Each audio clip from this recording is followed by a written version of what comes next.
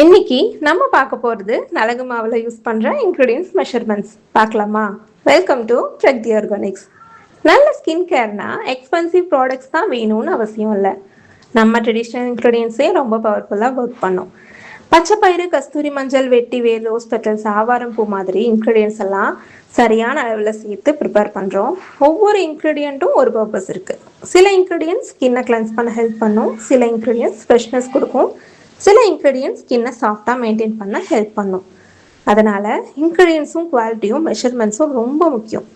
நம்ம நலங்கு மாவு ட்ரெடிஷ்னல் முறையில் ப்ரிப்பேர் பண்ணுறதுனால ஆர்டிஃபிஷியல் கலர்ஸ், ஸ்ட்ராங் ஃப்ராக்ரன்ஸ் மாதிரி அன்னெசரி இன்க்ரீடியன்ட்ஸ் ஆட் பண்ண மாட்டோம்.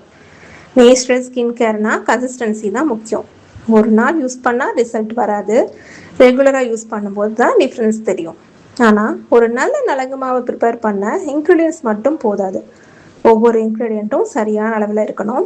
அதுதான் குவாலிட்டியும் எஃபெக்டிவ்னஸும் டிசைட் பண்ணும். இந்த நலங்கு மாவு ப்ரிப்பேர் பண்ண ப்ராசஸில் இன்க்ரீடியன்ட்ஸ் செலக்ட் பண்ணுறதுல இருந்து கிரைண்டிங் வரைக்கும் ஒவ்வொரு ஸ்டெப்பும் கவனமாக செய்யப்படுது.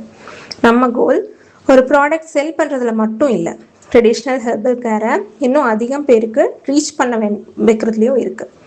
எந்த இன்க்ரீடியன்ஸ் மெஷர்மெண்ட்ஸ் வீடியோ உங்களுக்கு பிடிச்சிருந்தா சேவ் பண்ணுங்கள், உங்கள் ஃப்ரெண்ட்ஸ் அண்ட் ஃபேமிலிக்கும் ஷேர் பண்ணுங்கள்.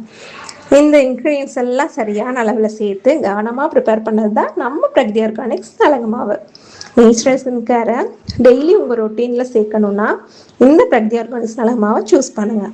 ஆர்டர் டீட்டெயில்ஸ் வேணும்னா டிஎம் பண்ணுங்கள் பிரக்தி ஆர்கானிக்ஸ்.